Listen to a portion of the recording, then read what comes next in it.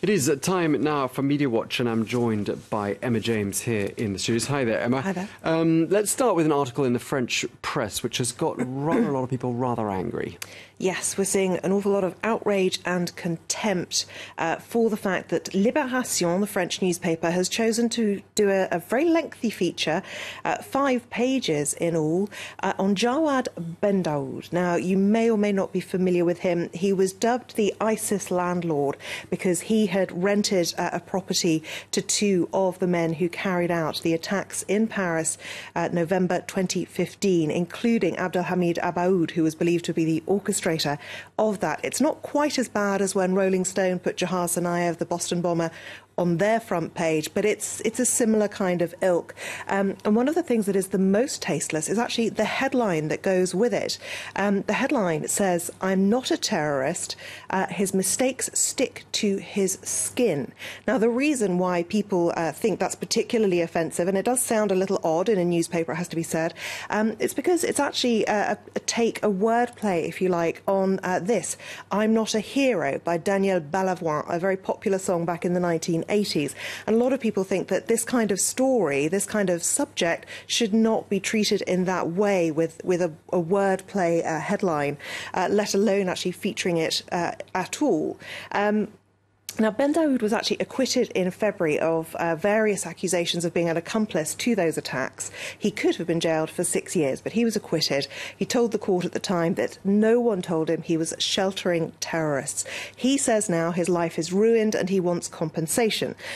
He says he's become too famous to continue his quiet life as a drug dealer, and said why would he want to get involved with ISIS when he was making 2,000 to 3,000 euros a day selling cocaine on the streets in Saint-Denis. He now wants to pen his biography. So, as you can see, it's a portrait of a very undeserving young man, and lots of people very unhappy that this has been done at all. This person tweeting that it is extremely bad taste, in particular because it's been published on Friday the 13th, and those attacks in November 2015 also happened on Friday the 13th of November. It just seems to be adding insult upon insult. This person talking about the fact that he says his life is ruined. What about the people whose lives were really, genuinely ruined on that night in November 2015? And this person saying, please stop giving him publicity, because certainly he enjoys the notoriety. He's returned to, since his acquittal, he's returned to social media. He has 4,000 followers on Twitter. And Actuelle Valeur has picked up on this particular comment in the interview, saying that everybody wants to take his photograph. He is treated like a star in the suburbs of Paris. So, in the interest of not giving him any further publicity, we will leave it there. Indeed, and there were lots of jokes about him after the events in question. People saying that, you know, he'd lied to a great extent.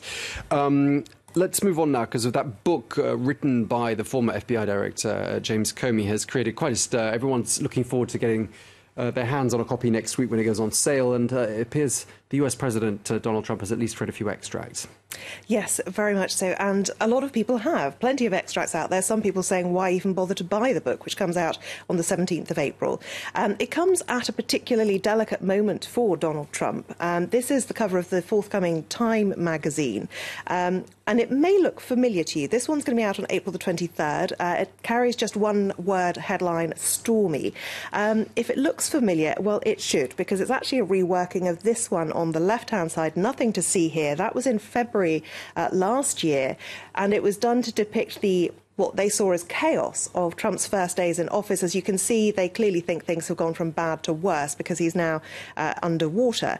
And of course, this new book from James Comey is only adding to all of the tensions out there. A Higher Loyalty is what it is called. The former FBI director penning this book. New York Times book review says that it is both absorbing and impassioned. The central themes are apparently the toxic consequences of lying and choosing loyalty to an individual over truth and the rule of law. I think we all know what individual they are talking about there. But they go on to say that it offers very little in the way of hard news revelations.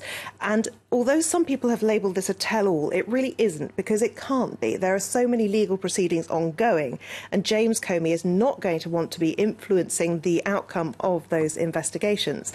Probably the most interesting thing is a comment made by John Kelly that is reported in this book. John Kelly, the Chief of Staff of Donald Trump, still the Chief of Staff, actually said that he thought Donald Trump was dishonourable for sacking James Comey.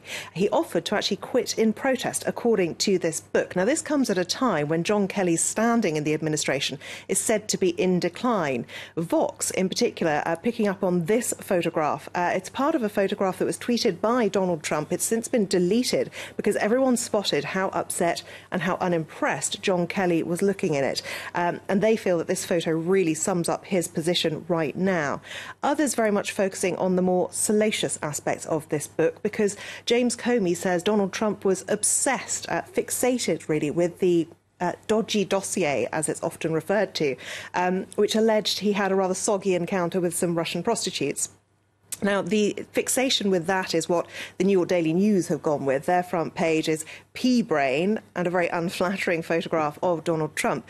Possibly the most amazing reaction to this is from the Republican Party. Not at all surprising that they've been denigrating the comments of James Comey in this book, but they've actually created a website called lioncomey.com. It's been paid for by the Republican National Committee, set up in response to this book, and carries lots of insulting quotes that have been said about the man himself. It is amazing that money has been spent in that way.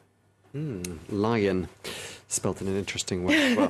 Thank you very much indeed, Emma James, with today's edition of Media Watch.